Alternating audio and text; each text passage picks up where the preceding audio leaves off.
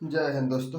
चलो, अब हम तुम्हें जो सिंधु घाटी सभ्यता के बारे में बता चुके तुम्हें, और हम मेसोपोटामिया की सभ्यता कल पढ़ा रहे थे। मेसोपोटामिया की सभ्यता में हमने मेसोपोटामिया सभ्यता और मिस्र की सभ्यता, इजिप्ट बोल रहे हैं बार, मिस्र की सभ्यता, जो दोनों सभ्यताओं के बारे में कंप्लीट जानकारी देती थी, कंप्लीट बता दिया था मिस्र की सभ्यता और मेसोपोटामिया की सभ्यता के बारे में। अब मेसोपोटामिया की सभ्यता में ऐसे क्वेश्चन थे जो कि रिवीजन करना जरूरी है, और सिंधु घाटी सभ्यता में ऐसे और मेसोपोटामिया के बाद मिस्र की सभ्यता में ऐसे क्वेश्चन थे जो रिपीट करना जरूरी है। जैसे कि मेसोपोटामिया की सभ्यता में 3 से 4 क्वेश्चन थे कि मेसोपोटामिया सभ्यता दुनिया की सबसे पुरानी सभ्यता, मेसोपोटामिया की सभ्यता दुनिया की सबसे पुरानी सभ्यता मेसोपोटामिया की सभ्यता है। दुनिया की सबसे पुरानी शहरी सभ्यता तो सिंधु घाटी सभ्यता है।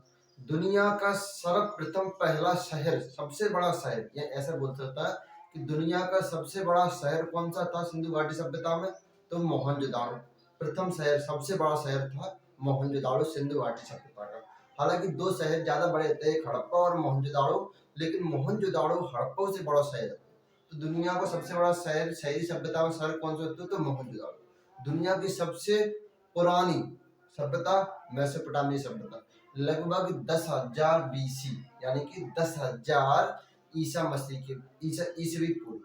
और मिस्र की सभ्यता 2100 ईसवी पूर्व। अब अपन कह सकते हैं कि मिस्र की सभ्यता की समकालीन सभ्यता थी सिंधु घाटी सभ्यता। मिस्र की सभ्यता से समकालीन सभ्यता सिंधु घाटी सभ्यता। अब देखो जी, अपना भारत है, भारत है, ठीक। अब भारत के यहाँ बगल में है पाकिस्तान, और पाकिस्तान के यहाँ बगल में अफगानिस्तान, जी अपनो ईरान, और ईरान की यहाँ ऊपरी साइड है इराक, ईरान, और यहाँ हल्को समुद्र टिक के जी अपना सऊदी अरब, सऊदी अरब, सऊदी अरब। और सऊदी अरब के नीचे यहाँ लाल सागर है। कौन सा सागर है? लाल सागर। और लाल सागर के यहाँ ऊपर यहाँ इजराइल है, और यहाँ तुम्हारी मिस्र, यानी कि मिस्र बोल दो या इजिप्ट बोल दो, एक ही बात है। यहाँ मिस्र नाम को देश है। तो अब देखो, इराक में थी मेसोपोटामिया की सभ्यता। कहाँ थी? इराक में। इराक में मेसोपोटामिया की सभ्यता थी। और भारत और पाकिस्तान के बीच में कौन सी थी? सिंधु घाटी सभ्यता। और जो मिस्र में थी मिस्र की सभ्यता। तो अब इराक में जो सभ्यता थी मेसोपोटामिया की सभ्यता, वो किन 2 नदियों के किनारे पर या किन 2 नदियों के बीच में स्थित थी? तो यूफ्रेटस और टिग्रिस नदियों के बीच में स्थित थी इराक की सभ्यता। अब प्रेजेंट में नाम बाको दजला फरात नाम है। यूफ्रेटस और टिग्रिस नदियों के नाम क्या है? दजला फरात। ये नाम याद रखिए। पुराने नाम थे यूफ्रेटस और टिग्रिस, या यूफ्रेटस और टिग्रिस और दजला फरात, ये दोनों नाम याद रखिए, ठीक। अगला पॉइंट, अगला पॉइंट क्या है कि मिस्र में कौन सी सभ्यता थी? तो मिस्र में मिस्र की सभ्यता थी। इराक में मेसोपोटामिया सभ्यता थी। मेसोपोटामिया सभ्यता 4 सभ्यताओं से मिलकर बनी। 4 सभ्यता, क्वाल्ड्रिया की सभ्यता, सीरिया की सभ्यता, सुमेरिया की सभ्यता और बेबीलोन की सभ्यता। जिन चारों सभ्यताओं में सबसे बड़ी या सबसे अच्छी या सबसे सुसज्जित सभ्यता बेबीलोन की सभ्यता थी। सबसे अच्छी या सबसे बड़ी, क्योंकि बेबीलोन की सभ्यता में ही झूलता हुआ बगीचा डलवा। बेबीलोन की सभ्यता में 4 सभ्यता सबसे बड़ी थी। एक सीरिया की सभ्यता, दूसरी सुमेरिया की सभ्यता, तीसरी कोल्ड्रिया की सभ्यता और बेबीलोन की सभ्यता। तो चारों सभ्यता में सबसे बड़ी सभ्यता थी बेबीलोन की सभ्यता। बेबीलोन की सभ्यता में क्या चीजें मिली हैं? तो झूलता हुआ बगीचा, झूलता हुआ बगीचा। और सिकंदर ने इस सभ्यता के ऊपर कब्जा कर लिया था। और कब्जा करने के बाद जी क्वेश्चन एग्जामिनर ने गल्ला बेर पूछा है कि बेबीलोन की सभ्यता, देखो बेबीलोन की सभ्यता के ऊपर तो ऑटोमेटिक कब्जा है जब मेसोपोटामिया की सभ्यता के ऊपर हो। जैसे कि अगर कोई देश भारत के ऊपर कब्जा कर लेते हुए और अपन मध्य प्रदेश में रहता था, अपन जी नहीं कह सकते कि मध्य प्रदेश के ऊपर कब्जा नहीं है, तो अपने बोलना पड़ेगा जब भारत के ऊपर कब्जा है तो मध्य प्रदेश तो ऑटोमेटिक वहां में आ जाते हो। तो मेसोपोटामिया की सभ्यता के ऊपर ही कब्जा कर लो कौन ने, सिकंदर ने, तो बेबीलोन की सभ्यता ऑटक में टिकाएगी और बेबीलोन की सभ्यता को विनाश करके यहाँ ग्रीक की सभ्यता थोप दी। कौन सी सभ्यता? ग्रीक। तो एग्जामिनर ने गल्ला मेरे पूछी सिकंदर ने बेबीलोन की सभ्यता को विनाश करके कौन सी सभ्यता थोप दी? तो ग्रीक नाम की सभ्यता थोप दी। कौन ने थोपी? सिकंदर ने। सिकंदर की मृत्यु कहाँ है गई? तो बेबीलोन में सिकंदर की मृत्यु हो चुकी थी। सिकंदर को मकबरा कहाँ स्थित है? बेबीलोन में। 33 वर्ष की अवस्था में सिकंदर की मृत्यु बेबीलोन में हो गई। अब देखो आगे क्वेश्चन कहा है, 4 राज्य है गए कौन कौन से? Syria, Sumeria, Chaldea, Babylon. Syria, Sumeria, Chaldea, Babylon 4 राज्यों से मिलकर मेसोपोटामिया की सभ्यता बनी है। दुनिया की सबसे पुरानी सभ्यता मेसोपोटामिया सभ्यता। अब मिस्र की सभ्यता के ऊपर देखो। मिस्र की सभ्यता, गीजा की पिरामिड फेमस है मिस्र की सभ्यता में। रसायन शास्त्र सबसे अच्छा तो मिस्र की सभ्यता। इंजीनियरिंग और रसायन शास्त्र, इंजीनियरिंग, आर्किटेक्ट और रसायन शास्त्र, ये 2 चीजें मिस्र की सभ्यता की सबसे अच्छी चीजें थी। अब तक ये दोनों चीजें, आर्किटेक्ट और रसायन शास्त्र, अब तक इतनी सभ्यता आई है, एक और में ये चीज नहीं है। हालांकि आर्किटेक्ट तो अपनी सिंधु घाटी सभ्यता की बढ़िया थी, लेकिन रसायन शास्त्र सिंधु घाटी सभ्यता को बढ़िया नहीं है। तो सिंधु घाटी सभ्यता ये एकदम खत्म है कि बाकी अपने सिर्फ साक्ष्य मिले, सिर्फ साक्ष्य मिले, लेकिन जाके तो उसको खुदाई करके मिले, ऐसे डायरेक्ट ना मिलेगा ना कि ऐसे डायरेक्ट दिखाई देगा। लेकिन मिस्र की सभ्यता के डायरेक्ट गीजा के पिरामिड फेमस चीज है। गीजा के पिरामिड में एक नियम है, देखो पिरामिड कैसे होते हैं, ऊपर हिस्सा पतला रहेगा और जी बड़े रहेंगे, बड़े बड़े छोटे छोटे पत्थर रखे गए गीजा के पिरामिड के, चौकूटे रहता है छोटे छोटे पत्थर, यानी छोटे नहीं, हालांकि कई छोटी छोटी जाए कम से कम 2-2, 3-3 क्विंटल के पत्थर है, 3-3, 4-4 क्विंटल के पत्थर है। तो अब पत्थर ऊपर कैसे गए, कैसे यहाँ तक पत्थर रखे गए ऊपर तक? यहाँ एक प्लास्टर टाइप में और नीचे खुदरा है, खुदरा तन्ने क्योंकि रेगिस्तान में रेतीली हवा चलता रहा था, बाकी हिसाब से यहाँ रेत पर के नीचे यहाँ झड़ गए, इतनी जगह प्लास्टर ऊपर कर दो। तो अब वहां में कहा गुफा है, गुफा के अंदर जाते हैं, ऐसे टेढ़ी बेढ़ी है ऊपर तक जाते हैं, लेकिन यहीं पे रोक दी जाती है क्योंकि ऊपर राजा को स्थान है। अगर ऊपर वैज्ञानिक पहुंच गए, अगर ऊपर वैज्ञानिक पहुंच गए तो जितनी जाके ऊपर कपड़ा रखो है, जितनी गुत्थी जी अनसुलझी गई जी गुत्थी सुलझ जाएगी, और गुत्थी सुलझ जाएगी तो यहाँ पर्यटक जाना बंद कर देंगे। जाके वजह से मिस्र की जो सरकार है जहाँ पे रोक लगाई थी कि जहाँ गेट के ऊपर कोई भी इंसान नहीं जाएगा, जहाँ गेट के ऊपर जब ताला लगाया जाएगा और लिख दी गई थी जहाँ गेट के ऊपर प्रवेश करना मना है। और जो व्यक्ति पिरामिड एक बार देखे आवे, एक बार अगर ज्यादा बार जाएगा तो वो रहस्य को पर्दाफाश कर सकते, तो जाके वैसे मिस्र की सभ्यता डर हुए कि आगे पर्यटक आए बंद कर जाए, क्योंकि रहस्य के दम पे ही पर्यटक आवता कि ऐसी का चीज है जहाँ में रहस्य समझ। तो मिस्र की सभ्यता में बैन लगा दो, कोई व्यक्ति अगर एक बार गीजा का पिरामिड देख जाएगा वो जिंदगी भर दोबारा गीजा का पिरामिड देखे काजे नहीं आ रहा, 2 बार नहीं जा सकते, केवल एक ही बार जा सकते। तो मिस्र की सभ्यता, मिस्र के जो राजा है, मिस्र की सरकार बने बैन लगा दो, और बैन जेका लगावे कि अगर पर्दाफाश आ जाओ काउ गुत्थी को तो फिर बा गुत्थी पड़े में देखने में मजा नहीं आता। अगर जब तक वो गुत्थो सुलझो नहीं तब तक ही वो अच्छा लगता है, जो चीज ऊपर रखी गई है। अब कहा है कि ऊपर का पता ऐसा सिस्टम होगा, ऊपर जाके पता पड़ जाए वैज्ञानिक करें, जब पता पड़ जाएगा तो वे उजागर कर देंगे तो फिर मिस्र में पर्यटक आए वो बंद कर जाएंगे। और मिस्र की जीडीपी ही पर्यटक के ऊपर चलते, पर्यटक के ऊपर और नहर के ऊपर, जो नहर बनी है नहर की सोई नहर बोलता हुआ, मिस्र की जीडीपी एक तो सोई नहर के ऊपर और दूसरी पर्यटक के ऊपर। और मिस्र में है क्या, और मिस्र में है क्या है, चारों कितनी रेती तो रेती, अफ्रीका में फैलो, अफ्रीका कॉन्टिनेंट को हिस्सा। तो क्वेश्चन आप बता कि अफ्रीका कॉन्टिनेंट, अब क्वेश्चन पता कहाँ, क्वेश्चन ऐसा नहीं पूछा कि मिस्र की सभ्यता कहाँ स्थित है, क्वेश्चन पूछा हो तुमने वर्ल्ड ज्योग्राफी पढ़ी होगी या वर्ल्ड मैप पढ़ा होगा। हालांकि वर्ल्ड मैप हम आगे पढ़ाएंगे तुम्हें, लेकिन अगर तुमने कहीं पढ़ा हो तो क्वेश्चन पूछेगा कि मिस्र की सभ्यता कौन से कॉन्टिनेंट में, यानी कि कौन से महाद्वीप में। तो option A Europe, option B Asia, option C Australia और ऑप्शन डी में होगा अफ्रीका। तो आंखें मूंजी के ऑप्शन डी लगा के आज ठीक हम पेपर दे क्या जाएगा, तो यही क्वेश्चन पूछोगे तो हमने जो दो कि मिस्र की सभ्यता कौन से कॉन्टिनेंट या कौन से महाद्वीप में, तो ऑप्शन डी अफ्रीका महाद्वीप, क्योंकि मिस्र देश है और मिस्र देश अफ्रीका कॉन्टिनेंट अफ्रीका महाद्वीप में आ जाते हैं। ठीक है, जैसे फारस की सभ्यता कौन से कॉन्टिनेंट में है? तो एशिया में। मेसोपोटामी सभ्यता कहाँ में है? तो एशिया में। सिंधु घाटी सभ्यता कहाँ में है? तो एशिया में। येलो रिवर सिविलाइजेशन यानी कि पीली नदी की सभ्यता कहाँ में? यांगत्से नदी पे स्थित है। पहले यार पीली नदी बोलते हैं और यांगत्से नदी बोलता है। तीनों में पहले यार पीली नदी बोलते हैं। तो येलो रिवर सिविलाइजेशन, तो जी भी कहाँ है? तो ये भी एशिया में। ज्यादातर सभ्यता एशिया में खोजी गई है। ठीक है, हालांकि हर देश की अपनी एक अलग सभ्यता, हर देश में कुछ छोटे न मोटे कबीले रहते थे, यानी कि अपनी अपनी सभ्यता, लेकिन वे सभ्यता को इतना प्रभाव हिस्ट्री के ऊपर नहीं करो। उन्हें बोली हिस्ट्री में वही चीज आवत है जो कि इतिहास की नजर में बहुत ज्यादा इम्पोर्टेंट हो। जैसे कि छोटी मोटी चीजें नहीं आवेंगी कि माँ बोली चलेगी, यहाँ बोली चलेगी, ये चीजें नहीं आवेंगी। इतिहास में आवेगी युद्ध कब हुआ था, सर्वाधिक बोली युद्ध में चलता है, खानो युद्ध का हो, दिखानो युद्ध का हो। छोटे मोटे दंगे इतिहास में नहीं पूछे जाते। तो छोटी मोटी जो सभ्यताएं वे भी इतिहास में नहीं आव। इतिहास में हमेशा बड़ी चीजें आती है, छोटी मोटी चीजें इतिहास के अंदर नहीं आव। तो मिस्र की सभ्यता आएगी, अब मेसोपोटामी सभ्यता आएगी, सिंधु घाटी सभ्यता तो मैंने बताई।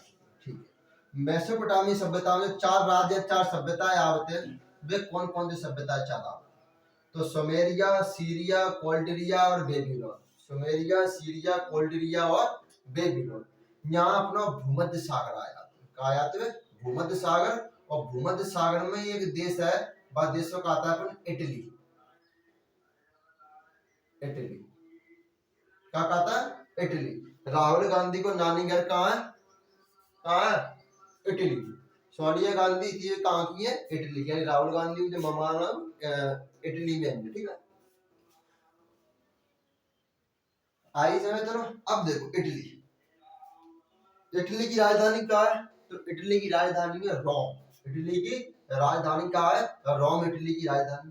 तो अब एक इटली में सभ्यता निकलते हैं, बस सभ्यता का नाम है रोम की सभ्यता। कौन सी सभ्यता? रोम की सभ्यता। रोम की सभ्यता जी कहाँ है? इटली में। वो 600 BC यानी कि 600 ईसा पूर्व कहाँ स्थित है? तो इटली में स्थित है रोम की सभ्यता। रोम की सभ्यता दुनिया की उस समय दुनिया की सबसे विकसित सभ्यता थी। कैसी सभ्यता थी? विकसित सभ्यता। क्वेश्चन आ सकते हो कि विकसित सभ्यता कौन सी है? तो रोम की सभ्यता विकसित सभ्यता है। शहरी सभ्यता कौन सी है? प्रथम तो सिंधु घाटी सभ्यता। दुनिया की सबसे पुरानी सभ्यता कौन सी है? तो मेसोपोटामी सभ्यता। दुनिया की सबसे विकसित सभ्यता कौन सी है? तो रोम की सभ्यता। कहाँ स्थित थी? इटली में। कितनी ईसा पूर्व? 600 ईसा पूर्व। अब रोम की सभ्यता पूरे भूमध्य सागर के ऊपर कंट्रोल कर चुकी थी। तो क्वेश्चन का है वो पूरे भूमध्य सागर के ऊपर। भूमध्य सागर, भूमध्य सागर के संग संग पूरे यूरोप के ऊपर कब्जा कर ला हो। तो कौन है? रोम की सभ्यता। पूरे यूरोप के ऊपर, जहां यूरोप को लिखा देता है, यूरोप के ऊपर भी कब्जा कर लो। कौन है? रोम की सभ्यता। क्योंकि उस समय की सबसे विकसित सभ्यता रोम की सभ्यता के साक्ष्य अभी भी सही सलामत है। हालांकि मिस्र की सभ्यताओं के साथ सही सलामत है, जैसे पिरामिड सही सलामत रखा हुआ है, मम्मी सही सलामत है, ऐसे ही रोम की सभ्यताओं के साक्ष्य है जो अब प्रेजेंट में भी सही सलामत है। कब रोम यानी कि इटली घूमने जो तो वहां पे दिखाई देंगे जो रोम की सभ्यता के साक्ष्य है। आज भी है, आज भी वहां का आर्किटेक्ट बहुत बढ़िया है। रोम की सभ्यता, वहां के आर्किटेक्ट आज भी बहुत बढ़िया है। सेम आज भी सजा के रखे गए। आज भी बड़ी बड़ी बिल्डिंग है जो कि रोम की सभ्यता के समय बनाई गई थी। अब नहीं, रोम की सभ्यता के समय बनाई गई थी। तो रोम की सभ्यता बहुत ज्यादा विकसित सभ्यता थी। रोम की सभ्यता में क्या सिस्टम हो कि यहाँ के दो राजा थे, जूलियस सीजर, नाम लेकर देता हम, जूलियस सीजर और ऑगस्टस। और ऑगस्टस, ये दो राजा है, नंबर 1 और नंबर 2। जूलियस सीजर की हत्या इनके मंत्रिमंडल ने कर दी। देख रहे भारत में अब मंत्रिमंडल आया जब संविधान का निर्माण हुआ, जिनके समय कई मंत्रिमंडल आया हुआ संविधान का निर्माण, यानी कि यहाँ पर पहले ही मंत्रिमंडल चल रहा। अब समझ ले कहाँ 600 ईसा पूर्व मंत्रिमंडल आएगा। अब 600 ईसा पूर्व में अपने यहाँ मगध को शासन चल रहा। मगध में कौन सा चल रहा हो? तो बिंबिसार को। अगर तुम्हें ध्यान हो, अगर तुमने हिस्ट्री को द्वारा रिवीजन कर रहा हो, तुम्हें ध्यान होगा 600 ईसा पूर्व में बिंबिसार शासन चल रहा हो। तो कब चल रहा हो? मगध साम्राज्य 600 ईसा पूर्व, और 600 ईसा पूर्व में ही रोम की सभ्यता आई। तो क्वेश्चन आ सकते हैं कि मगध के समकालीन कौन सी सभ्यता चल रही थी, तो रोम की सभ्यता मगध साम्राज्य के समकालीन ही चल रही थी। या क्वेश्चन उल्टा पूछ लेगा कि रोम की सभ्यता के समय कौन सा भारत में साम्राज्य चल रहा हो, तो मौर्य साम्राज्य समकालीन चल रहा हो, ठीक है। और मौर्य साम्राज्य को कौन सा राजा तो राजा का नाम तो बिंबिसार। हालांकि सभ्यता आगे चलते गई तो राजा भी चेंज होते गए, ठीक है, ऐसी कोई बात नहीं है। लेकिन जब जी सभ्यता बनी थी तब भारत में बिंबिसार को शासन चल रहा हो, मगध साम्राज्य चल रहा हो। तब यहाँ मंत्रिमंडल हत्या, जूलियस सीजर की हत्या मंत्रिमंडल ने कर दी। कैसे कर दी थी? जूलियस सीजर जब गद्दी पर बैठो तो जिनके मंत्रिमंडल को सदस्य थे जो जूलियस सीजर के करीबी है, समझ रहे, हमेशा घर को भेदी लाइन का डाउट, जो करीबी होते बाय अपनो कभी भेद नहीं बताया करेंगे, भेद बताता तो वो करीबी कभी ना कभी तो घातक पड़ ही जा। तो अब कहा जूलियस सीजर को करीबी है तो जहाँ भेद पता है तो भेद का मतलब कहा तो कि जैसे ही जी राजा गद्दी पे बैठो राजा बन के तो जाके जितने भी मंत्रिमंडल होते हैं वे सगरे मंत्रिमंडल में जाके अंदर चाकू घुस देते हैं, सी कुर्सी पे बैठ सिंहासन पे बैठे बैठे। तो जूलियस सीजर की मृत्यु सिंहासन पे बैठे ही बैठे आ चुकी थी। जूलियस सीजर की मृत्यु कैसे हो चुकी? सिंहासन पर बैठे ही बैठे। इतने चाकू घुसे रहेगा इतना जाके पेट में कि शरीर छलनी की नहीं होगा। लेकिन यहाँ पॉइंट बना के लिख दीजिए ऊपर, यहाँ लिखा देता हूँ। लेकिन ग्रेगोरियन कैलेंडर हुए ग्रेगरियो जब हम नाम लेते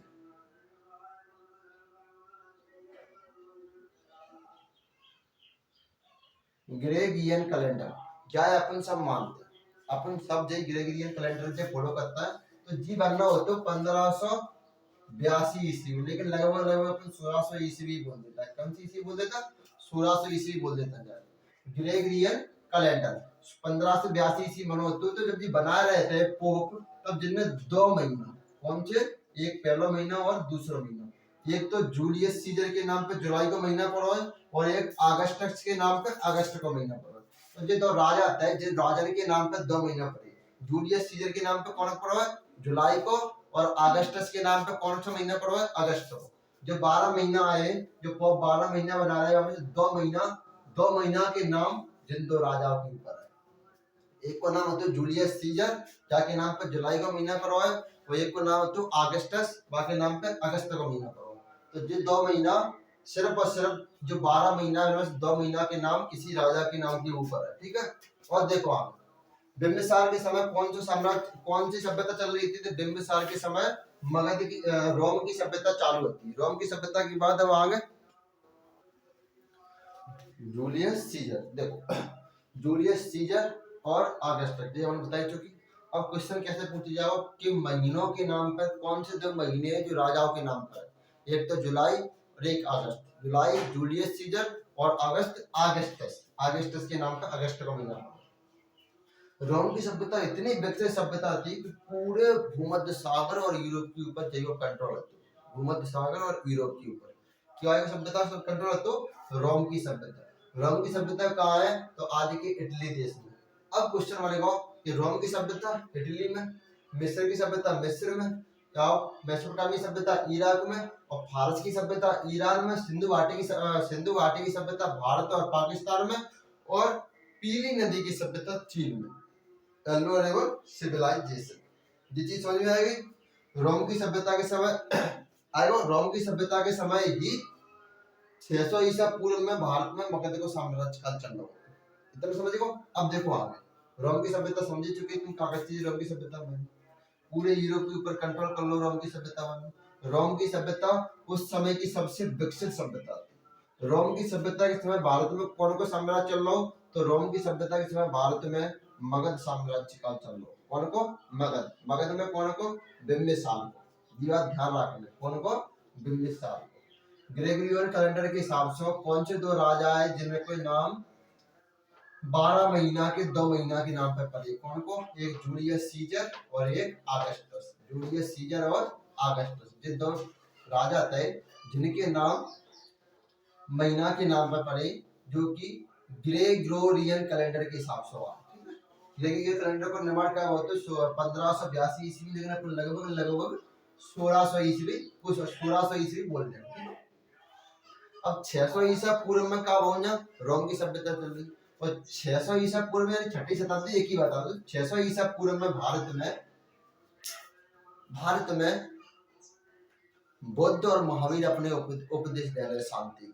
ठीक है, जी क्वेश्चन पूछ रहे थे, इतिहास से रिलेटिव चीजें। अब अपन वर्ल्ड के बारे में चल रहा है, यानी दुनिया में क्या है वही चीज पढ़ रहा है। चार से 5 सभ्यता, हालांकि अपने वर्ल्ड हिस्ट्री नहीं स्टार्ट करी, अब अपन इंडियन हिस्ट्री में चल रहा है, लेकिन जिस सभ्यताओं के बारे में तो अपन वर्ल्ड में घुस गए, अब अपन इंडिया में चल रहे हैं। अब इंडिया में फिर आ गए तो देखो, अब इराक में कौन सभ्यता आएगी, मेसोपोटामी सभ्यता। और ईरान में सभ्यता आती है वो फारस की सभ्यता है। अगली सभ्यता का नाम है अपनी को फारस की सभ्यता। फारस की सभ्यता। अब तक हमने सभ्यता पढ़ा दी, 3 सभ्यता पढ़ा दी। पहली मेसोपोटामिया सभ्यता, दूसरी मिस्र की सभ्यता और तीसरी अपनी रोम की सभ्यता। अब मेसोपोटामिया सभ्यता 10,000 बीसी, मिस्र की सभ्यता 2100 बीसी और रोम की सभ्यता 600 बीसी। और वैसे ही फारस की सभ्यता है वो 500 बीसी, यानी 500 ईसा मसीह ईसवी पूर्व। ठीक है, ईसा मसीह जन्म से पहले की बात है, 500 बीसी 500 ईसवी। ठीक, अब देखो आ गया फारस की सभ्यता में क्या चीज बने। देखो फारस की सभ्यता ईरान में स्थित थी। कहाँ स्थित थी? ईरान देश में। और फारस की सभ्यता में फारसी बोली जाती। क्या बोली जाती? यहाँ की भाषा फारसी भाषा बोली जाती, फारसी।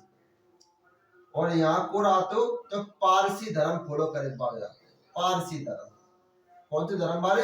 पारसी धर्म। देखो मुसलमान, पारसी और क्रिश्चियन और यहूदी, ये सब अपने सर पे टोपी लगा होता। पारसी और टोपी लगा होता, ठीक है, सब लेकिन टोपी अलग अलग तरीका के होते हैं। मुसलमान लगावेंगे वो अलग लगावेंगे, पारसी अलग लगावेंगे, यहूदी अलग लगावता और वे अलग लगाते, लेकिन टोपी सब अपने अपने सिर पर लगाते। जैसे अपने हिंदू धर्म में जो लगे, अपने हिंदू धर्म में पगड़ी मान लेते हैं।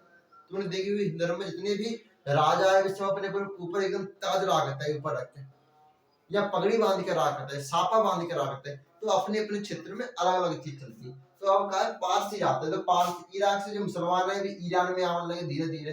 तो पारसियन ने ईरान में मुसलमान ने शरण दे दी धीरे धीरे। हम जी नहीं करेंगे मुसलमान को पावर ज्यादा है, धीरे धीरे ईरान में आज एक भी पारसी नहीं बचो, कुछ % पारसी रह गए। ईरान में पारसी एकदम खत्म है, क्योंकि यहाँ पहले पारसी रहते हैं। फारस नाम होते हैं, या फारस नाम चाहिए का है वो, ईरान है वो। और यहाँ की पहले भाषा कौन सी थी? फारसी भाषा थी, ठीक है। और इस बार पारसी। तो देखो धर्म ज्यादा एक देश के लिए बहुत घातक सिद्ध होते हैं। जैसे पाकिस्तान देख लो, धर्म के आधार पे अलग बहुत। अगर धर्म व्यक्तिगत तो ठीक है, धर्म अगर तुमने राजनीति में घुसे तो सबसे ज्यादा प्रभाव देश के ऊपर डाले, सबसे ज्यादा प्रभाव देश के ऊपर डाले। मंदिर और मस्जिद के लाउड स्पीकर की आवाज इतनी तेज है गज्जे कि भुखमरी, गरीबी, बेरोजगारी, जिनके मुद्दन की आवाज ऊपर तक पहुंची नहीं पाओ ताकि पहले ही दम तोड़ देते। तो जी आवाज अब हम और तुम्हें मिलके आवाज ऊपर तक पहुंचाओगे। भारत की हर एक जनता मिलके आवाज ऊपर तक पहुंचाओगे। और जनता आवाज कैसे पहुंचाएगी? नेता ने बोलकर कि ना मंदिर की बात होगी ना मस्जिद की बात होगी, प्रजा बेरोजगार है, सिर्फ निवालों की बात होगी। और ना मेरी नींद को भजन से दिक्कत है ना ही अजान से, ना मेरी नींद को भजन से दिक्कत है ना ही अजान से दिक्कत है, तो सिर्फ मरते हुए जवान से और खुदकुशी करते हुए किसान से। आज देश में कितने जवान शहीद है। और हम सरकार कौन सी हो, हम हर सरकार से पूछेंगे कि 300 किलो RDX पुलवामा में कैसे आए। ये सरकार की फेलियर को दर्शाता है। सरकार को अपनी फेलियर माननी पड़ेगी। और जब जवान चले ही गए, अपने 40 जवान शहीद है, उसके बाद एयर स्ट्राइक करने को क्या मतलब है? इतनी, हम ये नहीं बोल रहे कि हथियार अपने रखें तो सजाए का ना रखें, लेकिन दूसरे देश की इतनी औकात नहीं बचन है कि आगे पुलवामा और 26/11 जैसे आतंकी हमला करे। भले ही तुम पहले में चलाओ, नो फर्स्ट यूज, कोई टेंशन नहीं, लेकिन दूसरा देख के ही डर पे जाके नहीं, अपन गलती करेंगे ही नहीं। बाद में नहीं, इतनी ताकत रखो कि आगे खड़ा हुआ व्यक्ति तुम्हारी शक्ल देख कर डर पे जाके नहीं जिससे नहीं बोलेंगे। कितने वो मन में प्लान बनाए हो। तो ये भारत सरकार की फेलियर है। और देश के अंदर धर्म नहीं ज्यादा प्रचलन है, क्योंकि धर्म व्यक्तिगत है ना कि राजनीति। धर्म व्यक्तिगत माना करो अपने। देखो आज सरकार क्या कर रही है, सरकार अपने पैसों से यात्राएं करवा रही है कि यहाँ जाओ वहां जाओ। यात्राएं खुद के पैसे से करी जाती है, दूसरे के पैसे से ना करी जाती है कि तुम वहां घूमने जाओ, अमरनाथ जाओ, केदारनाथ जाओ, मक्का मदीना जाओ, फलाने ठिकाने जगह जाओ। धार्मिक यात्राएं अपने पैसा से करी जाती है। और सरकार तो बेवकूफ बनावे का ही करता है कि जनता आपस में लड़ती रहे, और जनता आपस में लड़ती रहेगी, सीधी बात है सरकार का फायदा मिलेगा। तो वही सिस्टम जाम है। पहले जब फारसी धर्म है तो धीरे धीरे पारसी रहता रहता है, लेकिन पारसी धर्म बोला करने पर खत्म हो गए। आज पारसी भारत में पहुंच गए, लेकिन इतने ज्यादा पारसी भारत में नहीं है। दो ही लोग ज्यादा दान देते हैं, एक तो पारसी, एक सरदार। पारसी धर्म को तुमने अभी नहीं पता, में रतन टाटा जी पारसी धर्म फॉलो करता है। तुम देखो आज पारसी और दूसरे को पंजाबी, जो दो धर्म के लोग हैं, सबसे ज्यादा दान करता है। तुम देखो आज अमृतसर जाके वहां अगर मंदिर के बाहर भीख मांगे बारे बैठे होंगे तो हिंदू या मुस्लिम, ये दो कम्युनिटी के लोग बैठे हुए। कभी देखे पंजाबी भीख मांगत देखे हो तुमने? नहीं मांग सकते पंजाबी भीख, क्योंकि उसे अपने भोजन में ताकत है, वो अपने हाथ से कमा के खा सकते हैं। यहाँ लोगों की एक उंगली टूटी है तो उंगली के दिखा के भीख मांग रहे हैं, एक पैर टूटो तो पैर दिखा के भीख मांग रहे हैं। अरे एक पैर ही तो टूटो, तीन चीज तो सलामत है, तुम्हारे दोनों हाथ और एक पैर, भीख मांगे भी कहा हो सकता है।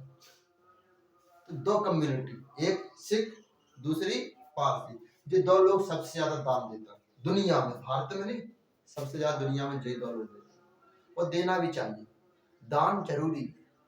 अगर दान देंगे तो दूसरे घर में खाना पहुंचाओ, और तुम पूरा पैसा अपने घर में स्टोर करके रखेंगे तो देखो पैसा एक ऐसी चीज है कि पैसा, जैसे कि अगर दुनिया में पूरा पैसा मिला लिया जाए तो हम एक आंकड़े के हिसाब समझा रहे हैं, जैसे कि 100 रुपए है और व्यक्ति कितने, 50 व्यक्ति मान लो, और एक व्यक्ति पैसा वाला जाके पास 90 रुपया है। अब जो 10 व्यक्ति हैं जिनके पास, जो 49 व्यक्ति हैं, 49 व्यक्तियों के पास कितना रुपया है, 10 रुपया, 49 व्यक्तियों के पास। अब अगर जो एक व्यक्ति के जो 90 रुपया नो अपने घर में दबका के रखे को, तो फिर जो 10 रुपया जी 49 रुपया, 10 रुपया तो जो 49 व्यक्तियों का खर्चा चला ले।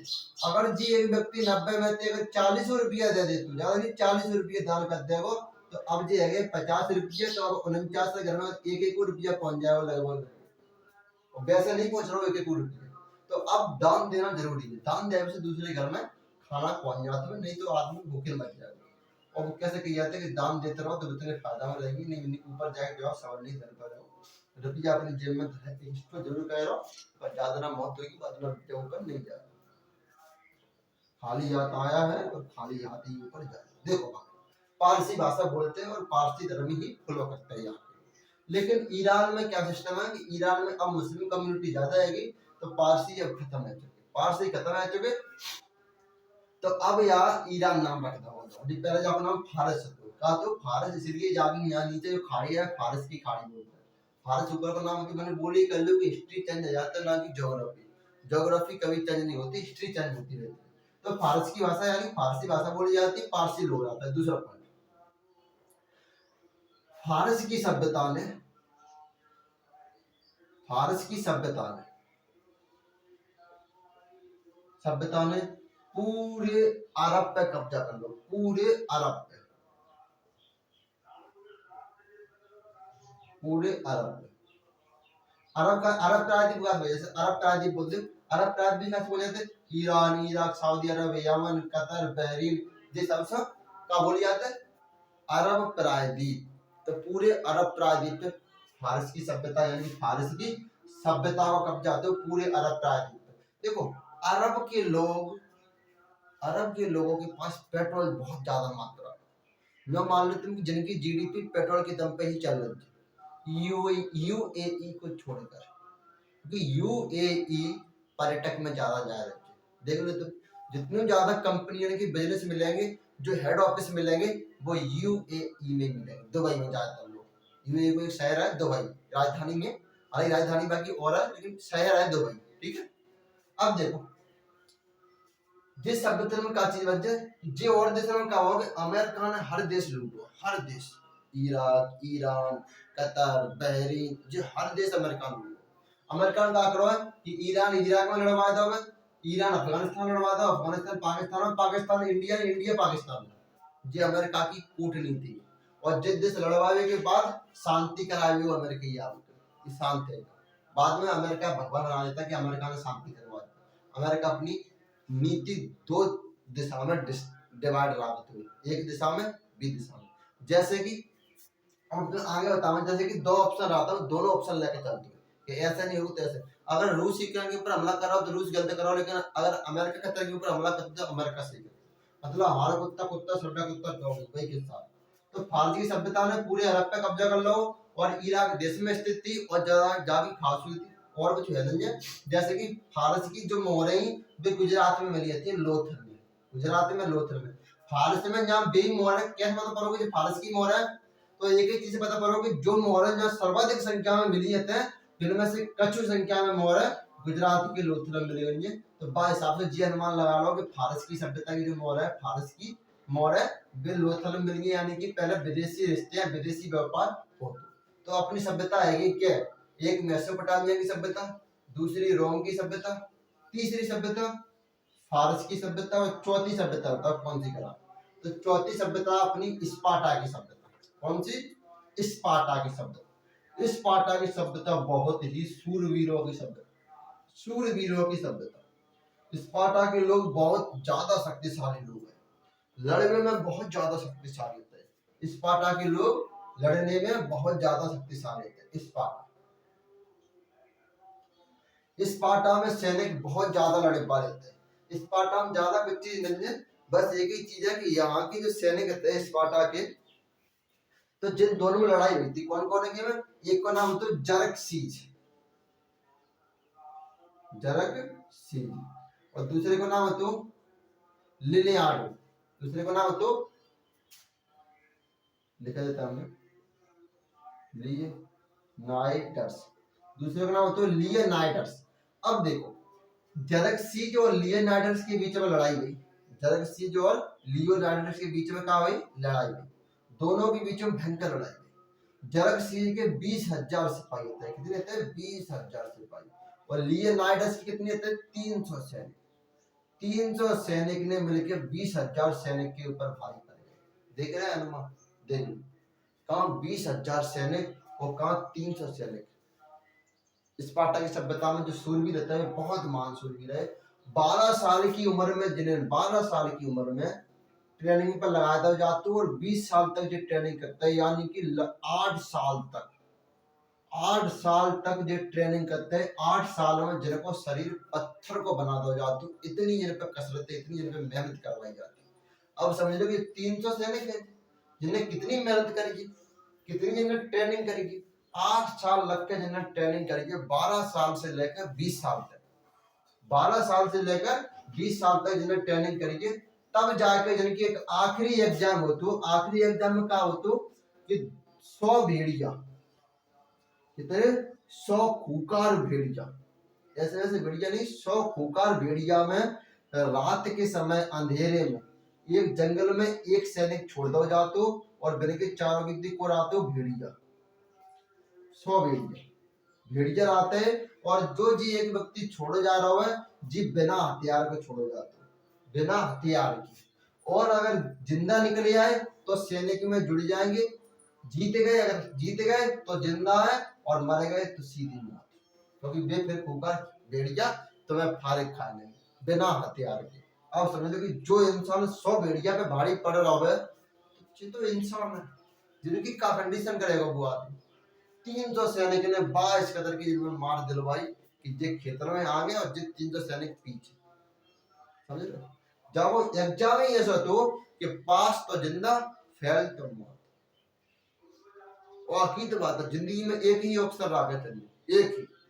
जब सिकंदर का देश के ऊपर हमला करने का जाते, जब पानी की जहाज से कोई दूसरे देश में जाते तो सबसे पहले पानी की जहाज बम लगवा के उड़वा देते, समुद्र में डुबा देते, दूसरा ऑप्शन ही नहीं रहते, बाकी बार लौट गए तो फिर का सिस्टम करेंगे।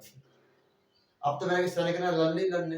अगर तुम्हारे पास दूसरा ऑप्शन हो, जैसे कि पहला ऑप्शन जी और दूसरा ऑप्शन, यानी कि क्या सरकारी नौकरी नहीं लगी तो बिजनेस कर ले,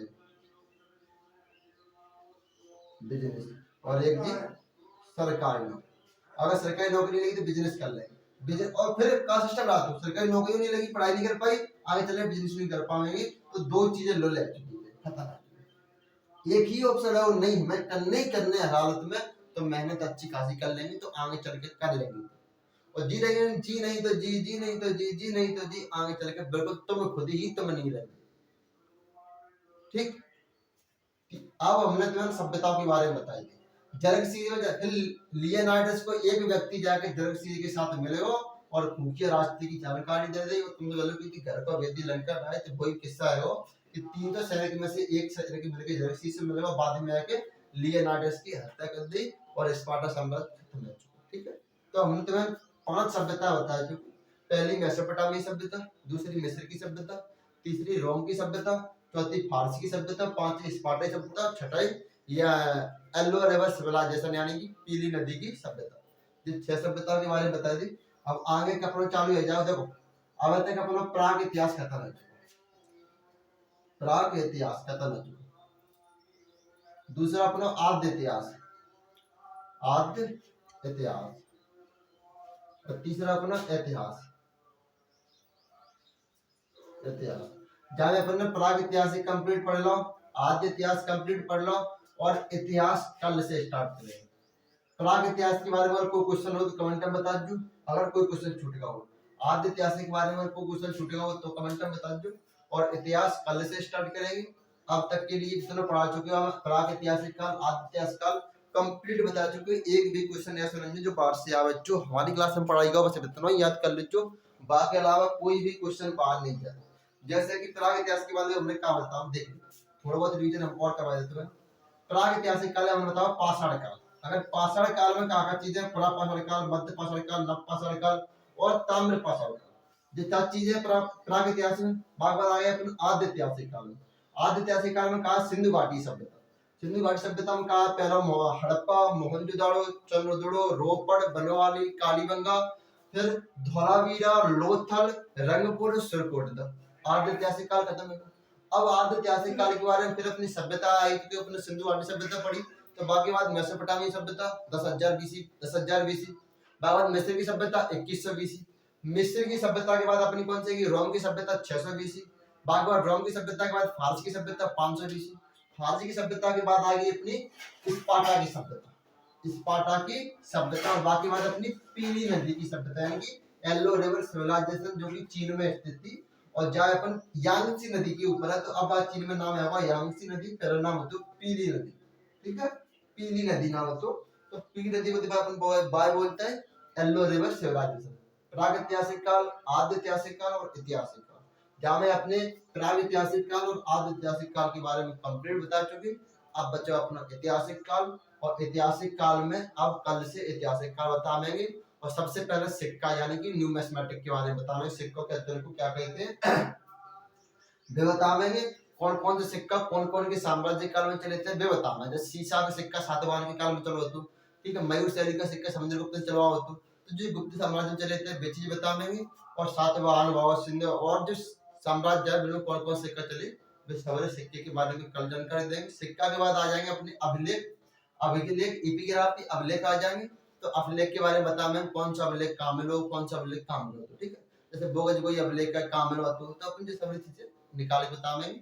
और चंद्रगुप्त मौर्य ने कौन कौन से अभिलेख बनाए, कौन कौन से अभिलेख पे कौन कौन सी चीज छपवाई, अशोक के अभिलेख बताएंगे, अशोक ने क्या चीज चलाई। तो अब अपन इतिहास में पहुंचने अपन अब पढ़ेंगे जाके बाद, जैसे ही अपन अभिलेख पढ़ लेंगे, सिक्के पढ़ लेंगे, बाद पहुंचेंगे अपन कहाँ, पुराण पे पहुंचेंगे। पुराण, वेद, ये चीज चलेंगे। अब जब धीरे धीरे धीरे धीरे जैसे जैसे चीज खत्म हो चलेंगे तो अपने इतिहास के अंदर आगे बढ़ जाएंगे। तब तक के लिए ये 2 क्लास है जिन्हें कंप्लीट पढ़ो। आज के लिए बस इतना ही, आगे अब कल पढ़ाएंगे। ठीक है।